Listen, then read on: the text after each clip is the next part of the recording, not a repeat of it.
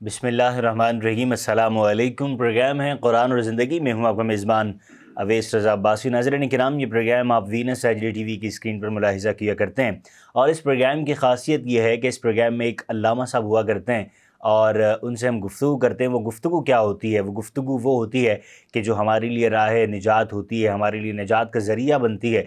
वो किस तरीके से निजात का ज़रिया बनती है कि जब इंसान इस दुनिया में अपने आमाल करता है, अमल करता है, तो उसमें वो हमें रहनुमाई करती है वो गुफ्तगू। और हम इस बात को इस तरीके से भी ले सकते हैं कि वो गुफ्तगू हमारे मरने के बाद भी हमें फ़ायदा पहुंचाएगी, क्योंकि जब हम दुनिया में उस गुफ्तगू पर अमल करते हुए चलेंगे तो वो गुफ्तगू हमें आखिरत में भी जो है वो बख्शवाने का ज़रिया बनेगी इंशाअल्लाह अज़्ज़ व जल।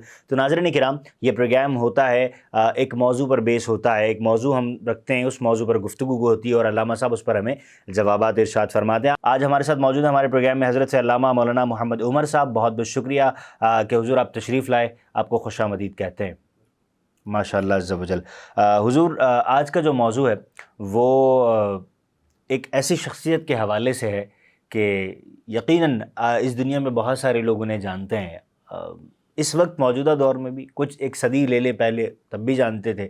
और आप तो माशाल्लाह एक आलिम दीन है, तो आपका तो एक बड़ा अच्छा जो है वो शगफ़ रहा होगा कुतुब से और उनकी इल्मी हवाले से, उनकी शख्सियत के हवाले से, उनकी सीरत के हवाले से।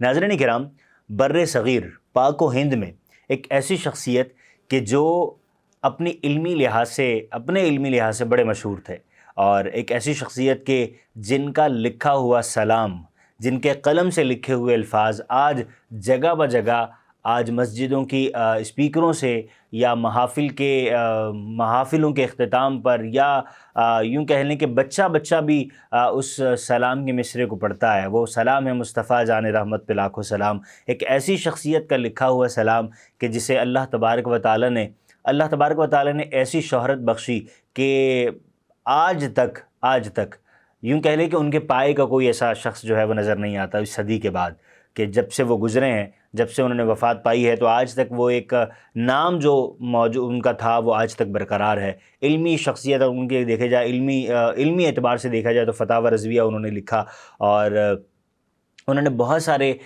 इस तरह के रसाइल तहरीर किए कि अगर उन पर गुफ्तगू की जाए तो हमारे जो प्रोग्राम का वक्त है ये ख़त्म हो जाएगा, मगर वो गुफ्तगू ख़त्म नहीं होगी, वो चलती चली जाएगी। वो शख्सियत कोई और नहीं, वो शख्सियत है इमाम अहमद रज़ा ख़ान फ़ाज़िल बरेलवी रहमतुल्लाहि अलैह के 25 सफ़र को, जिनका उर्स मनाया जाता है। उर्स से मुराद कि उनकी वफ़ात हुई थी और वो दिन उनकी याद के हवाले से मनाया जाता है, उनकी जो इल्मी खिदमात हैं उस हवाले से मनाया जाता है। तो आज हम गुफ्तगू करेंगे इमाम अहमद रज़ा बरेलवी के हवाले से। अल्लामा साहब, इरशाद फरमाइए कुछ इस शख्सियत के हवाले से, उनकी सीरत के हवाले से, कि इनकी विलादत कब हुई, और कोई ऐसा वाक़या जो इनकी विलादत के बाद मौसूम हुआ, और वो उनकी शख्सियत के हवाले से हमें क्या सबक मिलता है। बिस्मिल्लाहिर्रहमानिर्रहीम, अल्हम्दुलिल्लाहि रब्बिल आलमीन, वस्सलातु वस्सलामु अला सय्यिदिल मुरसलीन, अम्मा बाद, फ़अऊज़ु बिल्लाहि मिनश शैतानिर रजीम, बिस्मिल्लाहिर्रहमानिर्रहीम। आज का मौजू जो हमारा है बड़ा ख़ूबसूरत मौजू है, जिसमें एक बहुत बड़ी शख्सियत के बारे में आज हमने तज़किरा खैर करना है। आला हज़रत बरेली के इमाम इश्क़ व मोहब्बत, मुजद्दिद दीन व मिल्लत अशा मौलाना इमाम अहमद रज़ा ख़ान रहमतुल्लाहि ताला अलैह, आप कमाल के आशिक़ रसूल गुज़रे, बहुत बड़े आलिम दीन, माहिर आलिम दीन।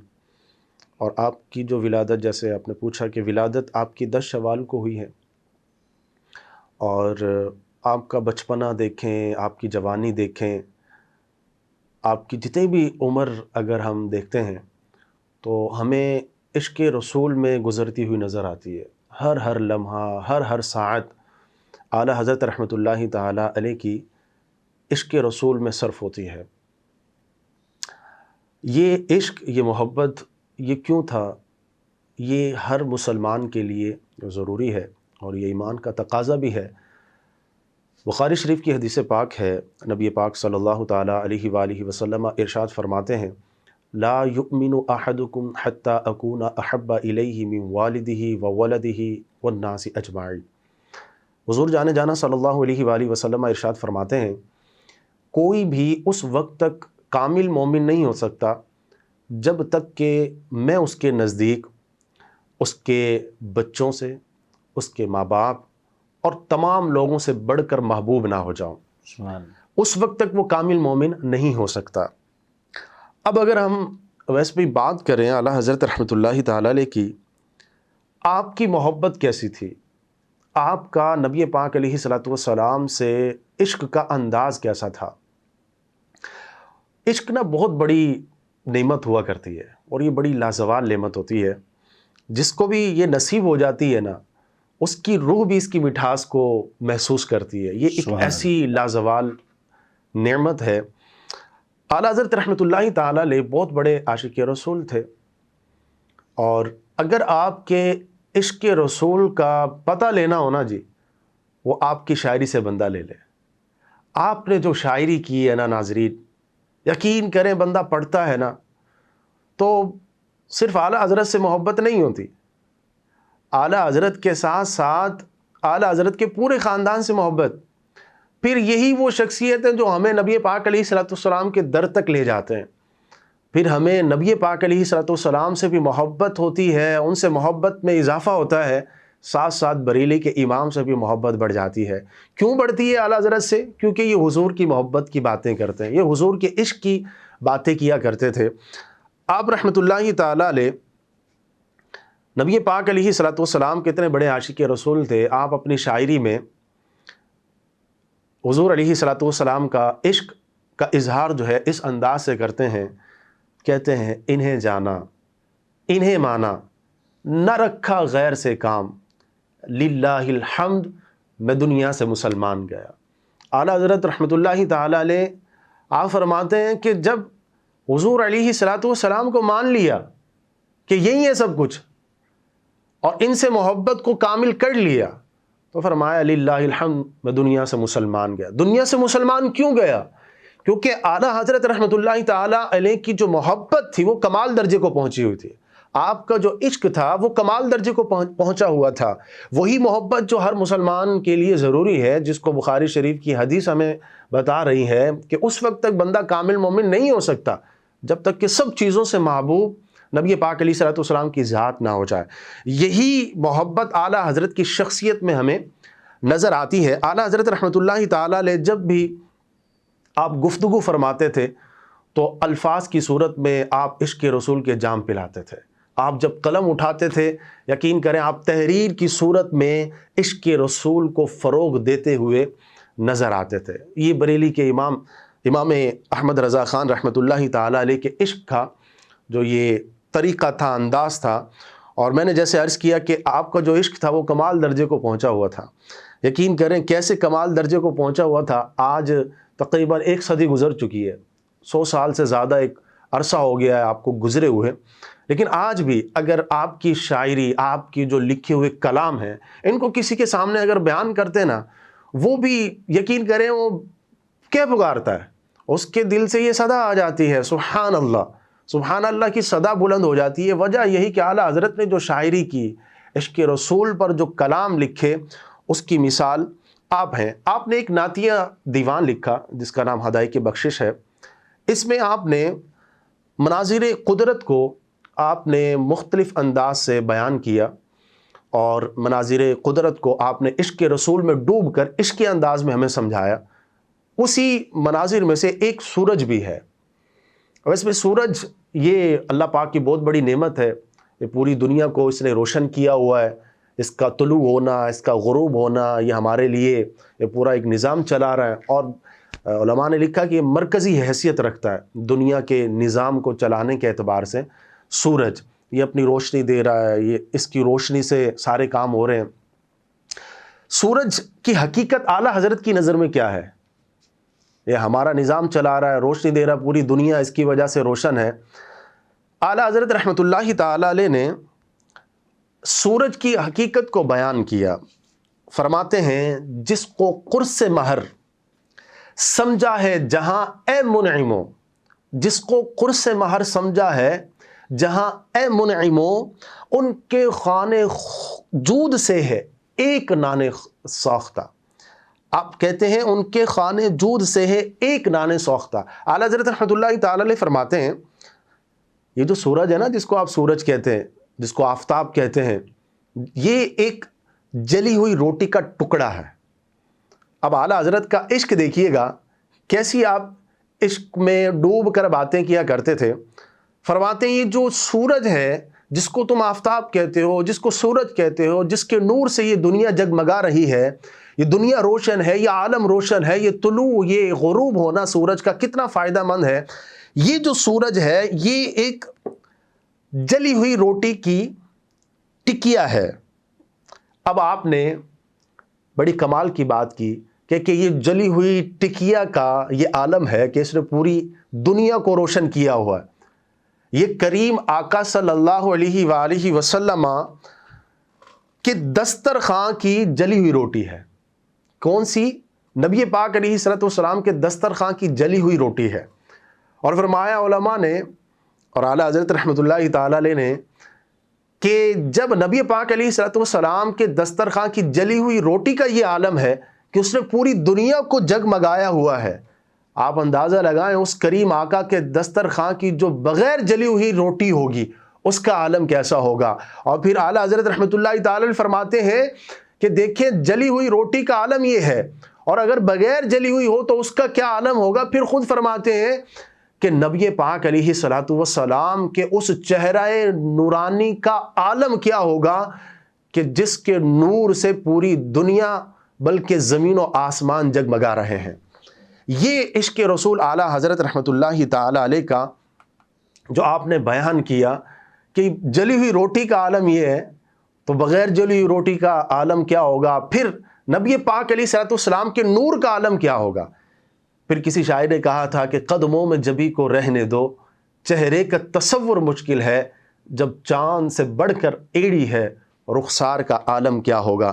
اب عاشق نے نا یہ جو شعر لکھا یہ چاند سے تشبیہ دی ہے، نبی پاک علیہ الصلوۃ والسلام کے رنگت کو، نبی پاک علیہ الصلوۃ والسلام کے حسن کو شاعر نے چاند سے تشبیہ دی ہے۔ لیکن اعلیٰ حضرت رحمۃ اللہ تعالی علیہ نے نعتیہ طور پر نعت محبوب کو جو چاند کی صورت میں بیان کیا، اعلیٰ حضرت رحمۃ اللہ تعالی علیہ فرماتے ہیں برق انگشت نبی چمکی تھی اس پر ایک بار، برق انگشت نبی چمکی تھی اس پر ایک بار، آج تک ہے سینہ مہ میں نشان سوختہ۔ فرماتے ہیں اعلیٰ حضرت رحمۃ اللہ تعالی علیہ کہ ایک بار نبی پاک علیہ الصلوۃ والسلام کے مبارک انگلی کے نور سے اس چاند پر جو نور کی جلن تھی وہ آج تک موجود ہے۔ اعلیٰ حضرت رحمۃ اللہ تعالی علیہ فرماتے ہیں وہ آج تک اس کا نشان باقی ہے۔